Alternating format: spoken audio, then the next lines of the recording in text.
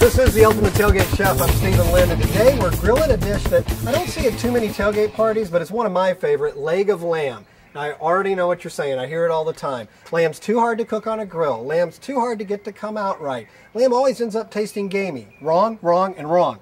Let me show you a way to do this. Now, what I have in the bowl is the orange, of course, which makes the name of the dish, which is about 1.5 tablespoons of orange zest right off of the orange. I also have 1.5 tablespoons of thyme that's chopped up, 3 cloves of garlic that I've minced, and 1.5 teaspoons of salt and of pepper each. And what we're going to do is we're first going to put it in and then on the lamb. First thing we're going to do is take our leg of lamb. It's a boneless leg, about 4 pounds, and we're going to put about a dozen cuts into it, about 1/2 inch deep or so. And what we'll do is take some of the mixture and we're going to put it into each cut so that we've filled each hole. And what this is going to do is allow those flavors when it's cooking to really infuse into the meat. It's almost kind of like if you were to inject something into poultry or what have you. This is another way to do that.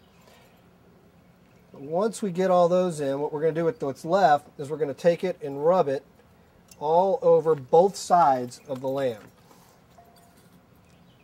And that rub is going to take care of not only tenderizing the meat, but adding a whole lot of flavor.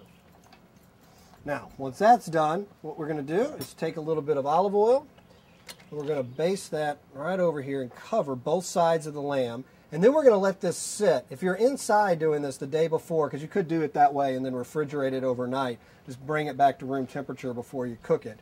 But if you're doing it at home or inside, you can let it rest for about 1.5 hours. If it's outside a day like today where it's about 100 degrees, don't let it sit that long in the sun.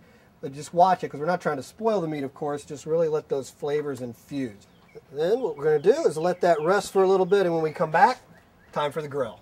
That lamb's had plenty of time to rest, so let's get it on the grill. What you're going to do is you're going to take this and throw it on, and you're going to cook it for about 7-8 minutes on each side. It's a medium hot grill. Just going to let that sit. And after about 7 minutes, we'll flip it over, do that again. And what you're trying to get it to is about 138 degrees inside. Then when you take it off and let it rest, it's going to be delicious.